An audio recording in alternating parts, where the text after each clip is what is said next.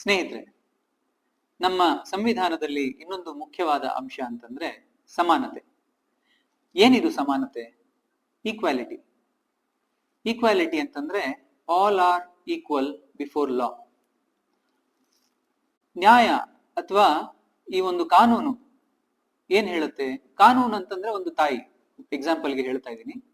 ಕಾನೂನು ಅಂದ್ರೆ ಒಂದು ತಾಯಿ ಇದ್ದಂತೆ. ಆ ತಾಯಿಯ ಮುಂದೆ ನಾವೆಲ್ಲರೂ ಸಮಾನರು.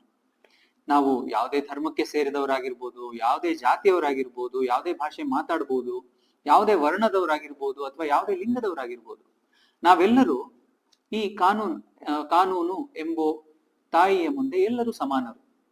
ನಮಗೆ ಉದ್ಯೋಗದ ಹಾಗೂ ಮಾತನಾಡುವ ಹಾಗೂ ಅವಕಾಶಗಳ ಎಲ್ಲದರಲ್ಲೂ ಸಮಾನತೆಯನ್ನ ಒದಗಿಸ್ತಕ್ಕಂಥ ಈ ಒಂದು ಸಂವಿಧಾನವನ್ನ ನಾವು ಗೌರವಿಸಬೇಕಾಗಿದೆ. ಈ ಒಂದು ಸಂವಿಧಾನವನ್ನು ನಮಗೆ ಕೊಡುಗೆಯಾಗಿ ಕೊಟ್ಟಂತ ಡಾಕ್ಟರ್ ಭೀಮರಾವ್ ಅಂಬೇಡ್ಕರ್ ಅವರಿಗೆ ನಾನು ಯಾವಾಗಲೂ ಚಿರಋಣಿಯಾಗಿದ್ದೇನೆ.